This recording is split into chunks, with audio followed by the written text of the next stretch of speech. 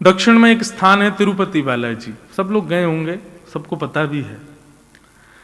तो आज से हजारों वर्ष पूर्व तिरुपति में एक वैष्णव रहते थे। तिरुपति बालाजी की वो सेवा करते थे। तब इतना समृद्ध स्थान नहीं था, इतनी ज्यादा व्यवस्थाएं वहां पर नहीं थी। एक दिन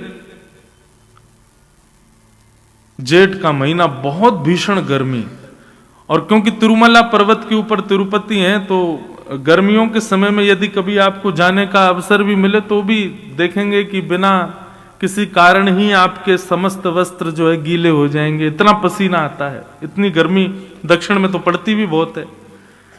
तो जो वैष्णव सेवा करते थे उनके मन में आया, इतनी गर्मी पड़ रही है, इतना गर्म मौसम हो रहा है, ठाकुर जी की नौका विहार के लिए एक सरोवर इस पर्वत के ऊपर होता तो कितना आनंद आता। हम ठाकुर जी को सरोवर में नौका विहार कराते, ठाकुर जी को थोड़ी शीतलता मिलती, आनंद आता। इतनी व्यवस्था नहीं थी, इतने लोग नहीं थे, तो दोनों दंपति, पति पत्नी दोनों लिए फावड़ा और लग गए खोदने सरोवर बनाने के लिए। अब दो लोग इतना बड़ा सरोवर बनाए तो कितनी व्यवस्था करनी पड़ेगी। बेचारे दोनों खोदते, फिर जितनी मिट्टी इकट्ठी होती उसको लेकर के जाते, दूर फेंकते। तो जो ब्राह्मण थे, उनकी जो ब्राह्मणी थी वो गर्भवती थी, उनके गर्भ में बालक था। वो जब मट्टी उठा करके दूर कहीं फेंकने जाती तो ठाकुर जी को बड़ी पीड़ा होती। बोले कि देखो हमारे सुख के विचार के लिए दोनों कितना श्रम कर रहे हैं। वो गर्भवती माता है, उनके गर्भ में बालक है, फिर भी देखो वो कैसे लगी हैं, धूप ताप कुछ विचार नहीं करती, हमारी सेवा में तत्पर हैं। ठाकुर जी से देखा नहीं गया, और ठाकुर जी इतने में ही नन्हे से एक ग्वारिया बालक बन करके आए, सांवला सा उनका रूप, और जैसे ही वो मैया मट्टी डलिया में भर के उठा के फेंकने जाती, इतने में ही वो बालक रूप में ठाकुर जी आ जाते और उनसे डलिया छिना करके स्वयं लेकर के जाते और दूर फेंक करके, और फिर डलिया मैया के पास छोड़ के फिर भाग जाते। मैया बोली पता नहीं कौन नटखट बालक है, किसका बालक है, कहां से आ जाता है, मेरी डलिया उठा के भाग जाता है। पुनश्च फिर से मट्टी इकट्ठी करके जैसे ही डलिया उठाई, फिर से ठाकुर जी आ गए और फिर से डलिया छिना के और लेके जाएं और दूर पटक करके और डलिया उनके पास फेंक के फिर भाग जाएं, और वो रोकना चाहें तो रुके नहीं। 2-3 बार जब ठाकुर जी ने किया तो ब्राह्मणी ने जाके ब्राह्मण को दिखाया, बोले देखो आप मट्टी खोदते मैं भरती हूं, जैसे ही मैं लेके जाती हूं पता नहीं कहां से बालक आता है और वो पूरी डलिया लेके भाग जाता है और फेंक के, और फिर कहीं अंतर ध्यान हो जाता है, कहीं चला जाता है, छुप जाता है, किसका बालक है यहां। ब्राह्मण ने बोला देखो मैं देखता हूं कौन है।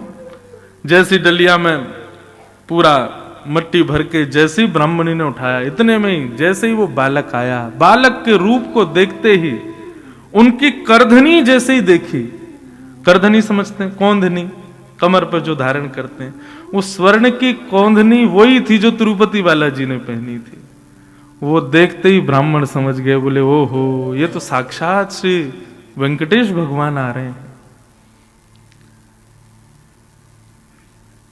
ठाकुर जी के पीछे भागे तो वो तो अंतर ध्यान हो गए, तो ब्राह्मण सीधे मंदिर में गए और मंदिर में जाकर के बोले आप क्या कर रहे हैं भगवान, आप इस प्रकार से श्रम क्यों कर रहे हैं, हम कर तो रहे हैं आपके लिए व्यवस्था, आप क्यों आ रहे हैं वहां पर। तिरुपति बालाजी प्रकट हो गए, प्रकट होकर बोले देखो तुम्हारी ब्राह्मणी गर्भवती है, उसके गर्भ में बालक है, वो इतना श्रम करती है, उसको पसीने आते हैं, इतना परिश्रम करती, मुझसे वो देखा नहीं जाता। ब्राह्मण ने ऐसी बात कही कि श्री ठाकुर जी उन पर न्योछावर हो गए। ब्राह्मण बोले देखिए भगवान, आपका काम है ठकुराई करना, आपका काम है सेवा स्वीकार करना, आपका काम है भोग निवेदन करना, भोग पाना, सुंदर शयन करना, आनंद करना, और ये सब सेवा का क्रम ये हमारी जिम्मेवारी है। तो कम से कम हमको जो सेवा का क्रम मिला है वो हमसे छीनिए मत, ये सेवा हमारी है, हमारे पास ही रहने दीजिए, ये सेवा ही तो हमको मिली है, ये भी आप ले जाएंगे तो फिर हम क्या करेंगे आपके लिए, ये सेवा तो कम से कम हमसे मत छीनिए। ठाकुर जी इतने प्रसन्न हो गए महाराज की ब्राह्मण को हृदय से लगा लिया। बोले कि तुमसे हम बड़े प्रसन्न हैं, तुम एक बार, यहां हम लोगों की शिकायतें खत्म नहीं होती ठाकुर जी के आगे। जे नहीं है हम कैसे करें महाराज, अभी ऐसा चल रहा है, कैसे कथा सुने, ये चल रहा है, वृंदावन कैसे आए, हम इतनी शिकायतें करते हैं। और कहा वो ब्राह्मण देवता अपनी गर्भवती पत्नी को भी सेवा से विमुक्त ना होना पड़े, ठाकुर जी को डांट रहे हैं कि आप हमारी सेवा मत छीनिए, ये सेवा का अधिकार हमारा है, हमको ही करने दीजिए, ये भी आप ही करेंगे तो फिर भक्त किस काम के। ठाकुर जी ने हृदय से लगाया, बोले अच्छा ठीक है जाओ सेवा करो। जैसे ही ब्राह्मण निकल के बाहर आया तो देखा कि वहां तो एक सुंदर कुंड का निर्माण हो चुका था। ठाकुर जी ने बढ़िया सुंदर सरोवर वहीं व्यवस्थित कर दिया ताकि अब इनको सेवा ज्यादा ना करनी पड़े और हमारी नौका विहार का क्रम होने लगे। कहने का अभिप्राय, ठाकुर जी जड़ नहीं है, ठाकुर जी चैतन्य है। चैतन्य का अभिप्राय क्या है? अभी सर्दी है, आप लोग शॉल पहन रहे हो, जैकेट पहन रहे हो, क्यों? क्योंकि आपको सर्दी लग रही है। गर्मी आ जाती है आप एसी चलाते हो, क्यों? क्योंकि आपको गर्मी लग रही है। ये क्यों? क्योंकि आपका शरीर चैतन्य है। ऐसे ठाकुर जी भी चैतन्य है, ठाकुर जी जड़ नहीं है। उनके प्रति जड़ बुद्धि मत रखो, वो दिखते जड़ हैं, वो दिखते ऐसे हैं कि पाषाण में हैं, वो दिखते ऐसे हैं कि कोई धातु में है, लेकिन वो धातु या पाषाण में नहीं है, वो साक्षात चैतन्य है। और मैं तो ऐसा कह दूं तो कोई अतिशयोक्ति नहीं, ठाकुर जी आए थे जब हमारे पास तब जड़ थे, अब उनको चैतन्य करने की जिम्मेवारी हमारी है। अब वो चैतन्य हो, ये जिम्मेवारी हमारी है।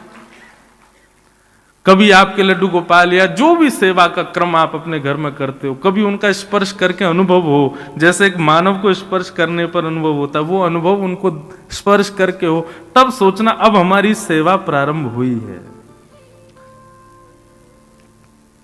महाराज जी 60 साल से हमारे घर में ठाकुर जी की सेवा चल रही है, लेकिन जैसे 60 साल पहले थे वैसे अब भी हैं, तो इसमें क्या हुआ फिर? कोई अनुभव आपको हो। हमारे वृंदावन के श्री राधारमन लाल जी वहां के सेवायत बताते हैं कि ठाकुर जी को जब इत्र की सेवा की जाती है, पूरे दिन के खड़े ठाकुर जी दर्शन के बाद जब रात्रि में ठाकुर जी को इत्र लगाया जाता है, तो जैसे कभी कभी हमारे ऐसे रोए खड़े होते हैं ना, ऐसे ठाकुर जी को जब इत्र की सेवा होती है तो ठाकुर जी के भी रोए खड़े हो जाते हैं। अनुभव होता है कि जैसे मानो कोई चैतन्य हो। तो पहला, ठाकुर जी सत्य हैं, सत्य है। दूसरा, ठाकुर जी चैतन्य है, उनके प्रति चैतन्य भाव रखो। और तीसरा, ठाकुर जी आनंद घन है। हमारे पूज्य गुरुदेव भगवान कहते हैं कि जिसने अपनी सेवा में सत्य भाव और चैतन्य भाव प्रकट कर लिया, अपने ठाकुर जी के प्रति सत्य और चैतन्य भाव स्थापित कर लिया, उसी के ठाकुर जी फिर आनंद प्रदान करने लगेंगे। उसी के ठाकुर जी की सेवा में फिर उसको सुख मिलेगा, सुख नहीं आनंद मिलेगा। ऐसे भगवान के ये 3 रूप हैं, सत्य, चित्त और आनंद। सच्चिदानंद रूपाय, सत्य, चैतन्य और आनंद, ये भगवान के 3 रूप। इन तीनों को बंधुओं सदैव अपनी स्थिति में रखो, अपनी बुद्धि में रखो। जब भी आप सेवा करो, जब भी कहीं मंदिर में दर्शन करो, जब भी किसी तीर्थ स्थान में जाओ, इन 3 बातों को याद रखना कि ठाकुर जी सत्य हैं, वे चैतन्य हैं और वे आनंद है। दूसरी बात, विश्वोत्पत्त्याद हेतवे। ठाकुर जी के कर्म क्या है? विश्व की उत्पत्ति करना, उसका पालन करना और उसका संहार कर देना। पहले तो विश्व को बनाते हैं, फिर उसका पालन करते हैं, अंत में उसको ध्वस्त कर देते हैं। ये ठाकुर जी के 3 कर्म हैं। तापत्रय विनाशाय श्री कृष्णाय वयम नमः। तापत्रय विनाशाय। अब ये बात बड़ी ध्यान से सुनना। तीन प्रकार के ताप होते हैं हमारे जीवन में। ताप किसको कहते हैं? दुख। आदि दैविक दुख, आदि भौतिक दुख और आध्यात्मिक दुख। अब इन तीनों में ही सारे दुख आ जाते हैं, चाहे पति पत्नी के विवाद हो, चाहे आपके पड़ोसी के साथ विवाद हो, चाहे आपका शारीरिक कष्ट हो, चाहे आपका मानसिक कष्ट हो, चाहे आपको धन की तंगी हो गई हो। ये जितने भी कष्ट संसार में, ये सब तीनों के अंदर ही आते हैं। और यहां पर क्या लिखा है? तापत्रय विनाशाय। इन तीनों तापों का जो विनाश करते हैं, ऐसे श्री कृष्ण को हम प्रणाम करते हैं। इसका मतलब क्या है? ठाकुर जी के जो शरणागत हो जाते हैं उनके जीवन में फिर ताप नहीं आते। पर अगर ये बात है तो मीराबाई का चरित्र उठा करके देखो, ताप नहीं आया उनके जीवन में। सूरदास जी का चरित्र देखो, क्या ताप नहीं आया उनके जीवन में? किसी भी वैष्णव भक्त का, गोस्वामी तुलसीदास जी का चरित्र उठा के देखो। आपको पता है गोस्वामी तुलसीदास जी का जब जन्म हुआ था तो जन्म लेते ही गोस्वामी जी के 3200 दांत थे। और जब जन्म लिया तो जन्म लेते ही मुख से शब्द निकला राम। ये सुनते ही सारे गांव के लोगों ने हल्ला मचा दिया, बोले ये बालक अशुभ है, ये अच्छा नहीं है।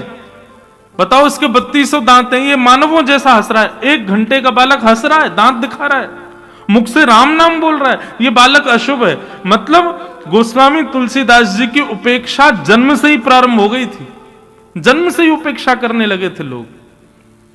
आज जिस रामचरितमानस को घर घर में पूजा जाता है, जिस हनुमान चालीसा को हर बालक बोल करके अपने विद्यालय में जाता है, अपने कार्यों की सिद्धि करता है, उन हनुमान चालीसा और रामचरितमानस लिखने वाले गोस्वामी तुलसीदास जी जब पृथ्वी पर थे तब किसी ने उनका सम्मान नहीं किया।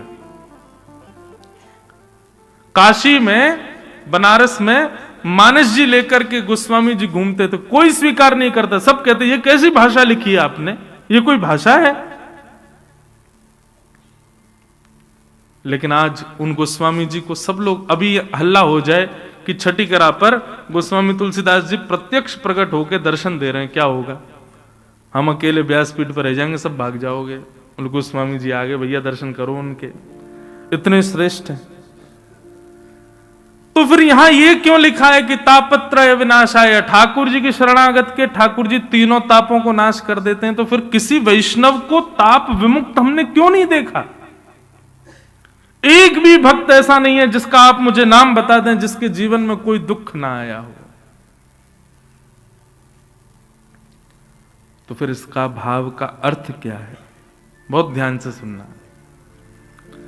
ठाकुर जी की शरणागति होने के बाद, भगवत शरणागति लेने के बाद जीवन में कष्ट आएंगे, जीवन में दुख आएंगे, जीवन में विपत्ति आपत्ति ये सब आएगी, पर उसका प्रभाव और उसका अनुभव उतना नहीं होगा।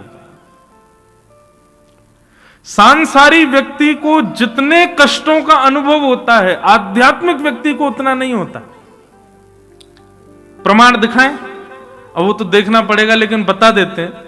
सांसारिक व्यक्ति को आप 4 सब्जियां बना करके दे दो और बढ़िया उसको सब बिल्कुल व्यवस्थित करके और कहो भैया ले लो 2 रोटी पाओ प्रेम से, उसमें भी वो नमक मिर्च कम बता देगा, उसमें भी वो नाक मुंह मोड़ देगा, इसमें ये नहीं है, इसमें ये नहीं है, अरे मजे नहीं आ रहे, कुछ और बढ़िया डालो, नींबू निचोड़ो, इसमें थोड़ा मसाला डालो, जे करो। और वही भगवत वैष्णव भक्त हो, उसको आप 2 दिन बासी रोटी दे दो और उसमें ही थोड़े से टमाटर काट करके दे दो, या ठाकुर जी की कोई अमनिया प्रसादी हो, ठाकुर जी को भोग लगी हो, वो उसको दे दो। कैसी भी हो, बस ठाकुर जी की प्रसादी हो, वो बिल्कुल उसको प्रेम पूर्वक पालेगा। उसमें कोई किसी भी प्रकार का कोई भाव ऐसा नहीं रखेगा कि ऐसा क्यों। सांसारिक व्यक्ति को वस्त्र पहनने के लिए कितनी मैचिंग देखेगा, ये देखूं, ये देखूं, ये देखूं। और वही भगवत व्यक्ति हो, वो कुछ भी पहन लेता, उसको कोई फर्क नहीं पड़ता है। सांसारिक व्यक्ति को सोने के लिए गद्दा भी अपने अनुकूल चाहिए, लेकिन भगवत वैष्णव भक्त को तो सामान्य पृथ्वी मिल जाए, वहीं लेट के सो जाता है। कहने का अभिप्राय, जब आपके जीवन में आध्यात्म स्तर बढ़ता है तो कष्ट तो जीवन में आते हैं, लेकिन आपको उसका अनुभव नहीं होता, उनकी अनुभूति कम हो जाती है, वे अनुभव होने कम लगते हैं। आध्यात्मिक होने का मतलब यह नहीं कि आपके जीवन से कष्ट चले जाएंगे। यहां पे ये बांध दो, यहां पे ये कर दिया हो, वहां पे वो कर आए, वहां पे चोला चढ़ाया हो, वहां पे ये कर आओ, इससे कष्ट दूर हो जाएंगे।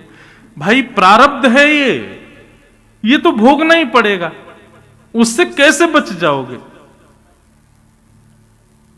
बस ये हो सकता है कि आपने कोई प्रक्रिया कर ली तो कुछ दिन के लिए वो टल जाएगी, लेकिन वो आएगी लौट करके, उससे बच नहीं पाओगे आप। तो फिर अपने प्रारब्धों को स्वीकार कीजिए ना, उससे भागते क्यों है हम लोग?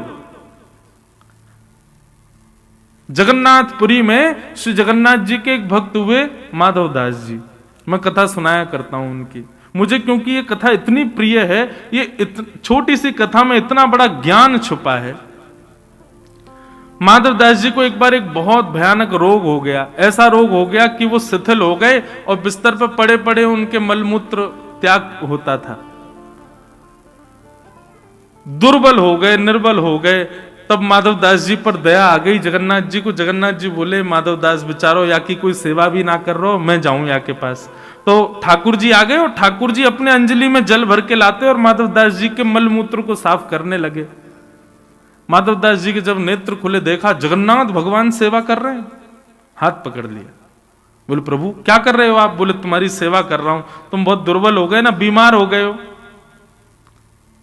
तो माधव दास जी ने कहा आप तो भगवान हो, आप मेरी सेवा करना मंजूर मानते हो, इससे अच्छा तो मेरा रोग दूर कर दो। आप चाहो तो हो सकता है आप चुटकी बजाओ मैं ठीक हो जाऊंगा, आप वो क्यों नहीं कर रहे हो? मेरी सेवा क्यों कर रहे हो? आप चाहो तो मैं तो बिल्कुल रोग निवृत्त हो जाऊंगा। तब भगवान ने जो बात कही वो सुनिए। ठाकुर जी कहते हैं, माधव व्यक्ति संसार में अगर जन्म लिया है तो इसका मतलब है उसके प्रारब्ध बचे हैं, इसीलिए वो जन्म लेकर के आया है और वो धीरे धीरे आगे बढ़ रहा है। इसका मतलब अब वो भोगेगा, एक समय आने पर उसके जीवन में कष्ट, विपत्तियां, आपत्तियां, चैलेंजेस आने शुरू होंगे ही होंगे, क्योंकि ये उसके पूर्व के प्रारब्ध हैं, इसीलिए उसका जन्म हुआ है। लेकिन यदि वो भक्त मेरे चरणों में आके कहे कि महाराज इन सबको दूर कर दो, इन सबको नष्ट कर दो, ये जितनी विपत्ति आ रही है इनको सबको खत्म कर दो, और कहीं मैंने दया करके उन विपत्तियों को खत्म कर दिया, वो विपत्तियां खत्म नहीं होंगी, वो विपत्तियां कुछ दिन के लिए टल जाएंगी और टलने के बाद प्रारब्ध है, भोगना तो फिर से पड़ेगा। माधव आज तुमको एक रोग हुआ, यदि मैंने इस रोग को चुटकी बजा के ठीक कर दिया ना, तो अभी के लिए तो ये टल जाएगा, लेकिन ये प्रारब्ध जो तुम्हारा बच गया, जो तुमने भोगा नहीं, उसको भोगने के लिए तुमको फिर से जन्म लेना पड़ेगा और फिर तुमको भोगना पड़ेगा। इसलिए मैं चाहता हूं कि तुम अभी निवृत्त हो जाओ, इसके बाद तुम्हारा जन्म ही ना हो। इसलिए जो कुछ भी मिल रहा है सबको भोग लो, ताकि तुम अभी निवृत्त हो जाओगे, इसके बाद तुम्हारा जन्म नहीं होगा फिर। इसलिए बंधुओं आप अनुभव करके देख लीजिएगा, हमने तो बहुत कम आयु में अनुभव कर लिया कि वैष्णव पथ पर जो चलने लगा व्यक्ति, उसके जीवन में कष्ट सामान्य व्यक्ति से ज्यादा आता है। क्यों? ठाकुर जी जैसे ही देखते हैं कि अब ये वैष्णव हो गया, अब ये भक्ति पथ का पथिक हो गया, अब ये मेरे मार्ग पर चलने लगा, तो ठाकुर जी उसके सारे प्रारब्धों को इकट्ठा करके एक साथ भोगवाना प्रारंभ करते हैं। भोग ले सबको खत्म कर और निवृत्त होके आ जा मेरे पास। इसका मतलब क्या है? यदि आप 4-5 दिन बिना किसी विपत्ति के, बिना किसी आपत्ति के जी रहे हो, सब कुछ बढ़िया चल रहा है, जैसा सोचा था, जैसा विचार किया था, सब कुछ वैसा चल रहा है, तो घबराहट होनी चाहिए आपको। क्यों? ये आपत्ति विपत्तियां सब समाप्त हो गई, इसका मतलब आगे कोई बहुत बड़ा तूफान ठाकुर जी ने तैयार कर रखा है, आएगा। लेकिन हर दिन कुछ ना कुछ हो रहा है, हर दिन कुछ ना कुछ फेस कर रहे हैं हम, तो इससे भी प्रसन्न हो जाना। क्यों? ठाकुर जी निवृत्त कर रहे हैं, अब धीरे धीरे सब खत्म हो रहा है, स्वीकार करो। तापत्रय विनाशाय, ठाकुर जी तापों को विनाश नहीं करते, ठाकुर जी तापों का जो असर हमारे ऊपर होता है उससे हमको निवृत्त कर देते हैं। एक प्रकार से आज की भाषा में मैं कहता हूं कथाओं में कि भक्ति क्या है? भक्ति एनेस्थीसिया का इंजेक्शन है। उसको लगने के बाद व्यक्ति सुन्न हो जाता है। जैसे एनेस्थीसिया लगा, फिर चाहे डॉक्टर काट दे, पीट दे, कुछ भी कर ले, आदमी को कुछ पता नहीं चलेगा। देखो, क्रिया तो हो रही, ऑपरेशन तो हो रहा है, काटा तो जा रहा है, रक्त तो निकल रहा है, लेकिन उसको पीड़ा नहीं हो रही है। क्यों? सुन्न हो गया। ठीक वैसे ही भक्ति भी एनेस्थीसिया की तरह। एक बार यदि आप भक्ति पथ के, वैष्णव पथ के अनुगामी बन गए, विपत्तियां जीवन में आएंगी, लेकिन आपको अनुभव नहीं होगा। उसकी इतनी ज्यादा कष्ट स्मृति में नहीं आएगा। बाकी हम सब गाते हैं, ब्रज के नंद लाला, राधा जी के सांवरिया, सब दुख दूर हुए जब तेरा नाम लिया। ब्रज के नंद लाला, राधा जी के सांवरिया, सब दुख दूर हुए जब तेरा नाम। करताल बजा के ब्रज के नंद लाला, राधा जी के सांवरिया, सब दुख दूर हुए जब तेरा नाम लिया। ब्रज के नंद लाला, राधा जी के सांवरिया, सब दुख दूर हुए जब तेरा नाम लिया। सब दुख दूर हुए जब तेरा नाम लिया। सब दुख दूर हुए जब तेरा नाम लिया। ओ मीरा पुकारे तुम्हें, गिरधर गोपाला, मीरा पुकारे तुम्हें, गिरधर गोपाला, मीरा पुकारे तुम्हें, गिरधर गोपाला, मीरा पुकारे तुम्हें, गिरधर गोपाला। ढल गया अमृत में विष का भरा प्याला, बन गया अमृत में विष का भरा प्याला। ओ विष का भरा प्याला, कौन मिटाए उसे जिस तूने राख लिया। सब दुख दूर हुए जब तेरा नाम लिया। सब दुख दूर हुए जब तेरा नाम लिया। ओ ब्रज के नंद लाला, राधा जी के सांवरिया, सब दुख दूर हुए जब तेरा नाम लिया। सब दुख दूर हुए जब तेरा नाम। श्री राधा रमण लाल की जय हो।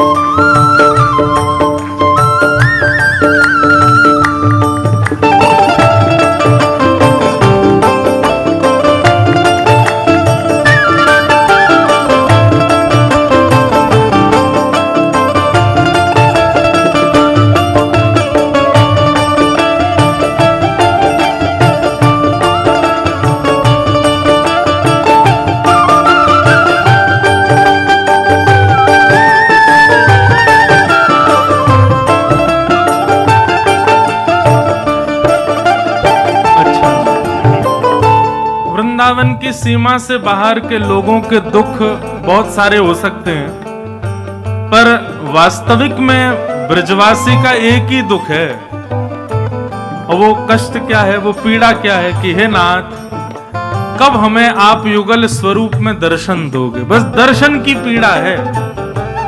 ब्रजवासी तो महाराज बिहारी जी से भी जाकर के यही कहें, ए हो विधिनाथ तो पे अचरा पसार मांगू, जन्म जन्म दीजो याही ब्रज बसिवो। हे विधाता, यदि तू हमसे ने प्रसन्न है गए हो तो भैया ने कृपा कर दियो, हमें दोबारा तो ब्रज में ही जन्म दे दियो। ब्रजवासियों की तो एक ही पीड़ा है कि ठाकुर जी आप बस हमको दर्शन दे देना, और कोई चाह नहीं है ठाकुर जी से। ब्रजवासी और कोई कामना नहीं करते, हम भी यही कामना करेंगे ठाकुर जी से। देख रहे हो तुम मेरे दुखड़े सारे, देख रहे हो तुम मेरे दुखड़े सारे, देख रहे हो तुम मेरे दुखड़े सारे, देख रहे हो तुम मेरे दुखड़े सारे, कब दर्शन दोगे मेरी आंखों के तारे, अब दर्शन दोगे मेरी आंखों के तारे, ओ मेरी आंखों के तारे। ओ अधर पे मुरली है, कांधे पे कामरिया, सब दुख दूर हुए जब तेरा नाम